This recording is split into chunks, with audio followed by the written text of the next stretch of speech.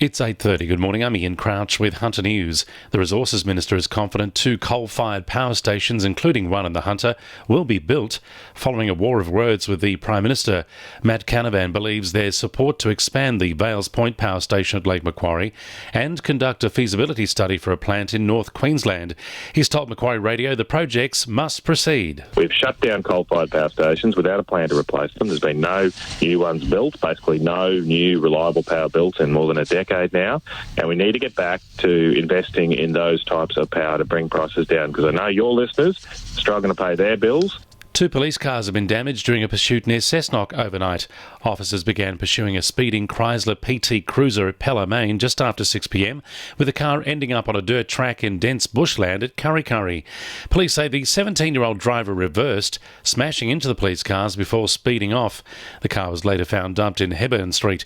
The teenager initially fled, but returned with a support person and handed himself in to police, who were waiting for a tow truck to arrive. A Hunter MP is demanding clarity for the region's farmers as confusion continues over the farm household allowance supplement. 1,700 farming families are about to reach their 4-year limit on the allowance, with confusion surrounding whether their next payment will be a one-off exit sum or ongoing until the drought has ended. Hunter MP Joel Fitzgibbon says contradictions have left many angry and confused. The government's drought response becomes more chaotic every day, cutting 1,700 farming families off the payment. They say they're giving them a cash payment on the way out, which is effectively an exit plan, when really no one should be moved off the payment while ever the drought is ongoing. Newcastle Council is hoping for state government support to get tons of sand onto Stockton Beach as the erosion crisis continues.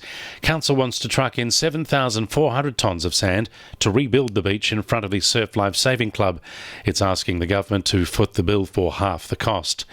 Federal member for Lyne, David Gillespie, is urging his coalition colleagues to go back to the drawing board over a new code of conduct for the dairy industry. The code is supposed to provide a fairer deal for farmers from milk producers and major supermarkets. Dr Gillespie has withdrawn his support for the plan after taking a look at the fine details, saying the language is vague and ambiguous and appears to give the nod to practices it's supposed to correct. A Rutherford woman says she will be contesting a fine she received while picking her children up from school. Maitland City Council rangers booked the woman for parking over the footpath, but Councillor Henry Miskauskas, who saw the event, says the rangers didn't identify themselves or try to speak to the woman. Councillor Miskauskas says the rangers have been in the same spot 3 weeks in a row. If they want to book them all. If they want to put people parked across the driveways onto their footpath, go along the highway, go every back street in Maitland, everywhere. They'll find thousands of them, thousands and thousands. And that school rings up every 2 weeks to get the rangers there to police and book people. That's how disappointing it is. 2NURFM Sport. The Newcastle Jets will have to contend with one of the fastest players in the A-League tomorrow night. Trent Buhagiar is making his return for Sydney FC 12 months after tearing his ACL. Meanwhile, Ben Kantarowski could return to the Jets' starting lineup after playing almost 30 minutes off the bench in the loss to Adelaide. Hunter-based racing syndicate Australian Bloodstock will have just one runner in next Tuesday's Melbourne Cup, with their other potential hope, Rahin House, missing out after placing well back in the field in yesterday's Bendigo Cup. And the Newcastle Women's inaugural T20 competition kicked off in fine style last night, with Waratah Mayfield scoring a 137-run victory over Hamilton Wickham, and City easily chasing down 7 for 81 inside 13 overs to beat Wests, losing only 2 wickets in the process.